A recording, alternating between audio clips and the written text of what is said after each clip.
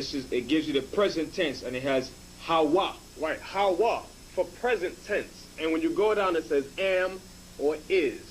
So when it says Yahweh, let's look at it again. When it says Yah, standing for he, the Hawa means is or present. He is. Okay, that's his name. Yahweh. Okay, it's not you hey, wav hey. There's no vowels, as we proved. We proved it. That's not his name. Neither his name is his name. His name is not Yahweh or Jehovah. That's not his name. Neither is his name. Let's go back to this real quick. Oh, here we go. Right. Let me go look at this real quick. Check this out. I wrote down Jehovah for you. How did the scholars come up with this name? They broke up this name into syllables. 3 syllables. Jehovah. 3 syllables. We proved there's no J in the Hebrew already. We proved there's no E because the vowels came at the end of the 8th century under the white man. Okay? Neither is there an O. There's no O. That also came about during the end of the 8th century. So his name is not Jehovah. Okay, and there's no V because that's a Latin letter. There's no V in the Hebrew. So what did they do? The scholars kept the syllable breakup of Yahweh, the 3-syllable sound, and they simply changed the letters. They changed the Yah sound, the Y to the J, the I at the N to the E. They changed the A here, the Ah sound, the Ah sound to an O. Okay, and they changed the Wa to a Va. Okay, now let's further prove that this is correct down here. I'm going to go to this book entitled The Concise Dictionary of English Etymology. Okay, it says The Concise Dictionary of English Etymology by Walter W. Skeet. Inside this book, we're going to go to page 225 and look up the name Jehovah. It says Jehovah, Hebrew, Yahovah, or more correctly, Yahava, God. See article on Jehovah in Dictionary of the Bible. So now, I blew up this page, okay, so let's examine the name that they have written here for Jehovah. It says Hebrew, Yahovah, or more correctly, Yahava. See, they got the first 2 characters correct. Yaha. Okay?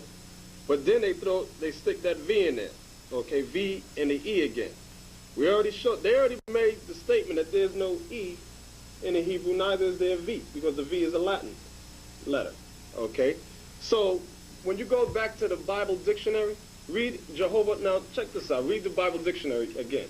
On what page? This is page 270. Jehovah, the English rendering of the Hebrew tetragram. Wa, Ya, Ha, Wa. YHWH. One of the names of the Most High. Its original pronunciation is unknown. Now that's the lie. Its original pronunciation is unknown. How do you know that's the lie? Because when we went to the Concise Dictionary of English Etymology, which is the history of the root of a word, when we looked up Jehovah there, it says Jehovah, Hebrew, Yahovah, or more correctly, Yahava. Okay, so they know the Lord's name. So then, thereby examining it, when we go look at the name Jehovah, the 3-syllable breakup, the tetragram, the Y, the H, and the W and the H is pronounced Yahweh. Now, we're going to go to another history book entitled History of the American Indians by James Adair to show you that the Native American Indians knew the name of the Most High. And they called on it. Let's go to page 50. Hold up the book for the camera so that they can see the title of the name of the book, and we're going to go to page 50. Okay? And you're going to start right here and read what I have underlined. says that this seems to be the true Hebrew pronunciation. This is on page 50. That this seems to be the true Hebrew pronunciation of the divine essential name, Yah, Ha, Wa, and he has his name, the Yah, the Ha, the Wa, and the Ha, which is Yahweh. They have a Jehovah, which is wrong, will appear more obvious from the sound they seem to have given their characters. The Greeks, who chiefly copied their alphabet from the Hebrew, had not Yad, but Torah. Okay, that goes in the Greek. Right, now jump down. It says and use. And use the consonant W instead of V. Right. It's letting you know the consonant W was correct. And read that part again. And use the consonant. And use the consonant W instead of V. Right. So they used the consonant W in the name of the Lord instead of the V, because the V came in with the so-called white man. That's what it said. Read it again. And says, and use the consonant W. And use the consonant W. Remember, it said that the Hebrew alphabet was consonants. Go ahead. Instead of V. Instead of V. So, what does this prove? That the name of the Lord is Yahweh, not Jehovah. Read on. It says, the high importance of the subject necessarily would lead these supposed red Hebrews. They say red Hebrews, talking about the Native American Indians, who are people of color, brown, not red. Go ahead. And let me say this concerning this book. In a preface, in the beginning, the opening, it says, published in London in 1775. Okay? So this is an old book, an ancient book.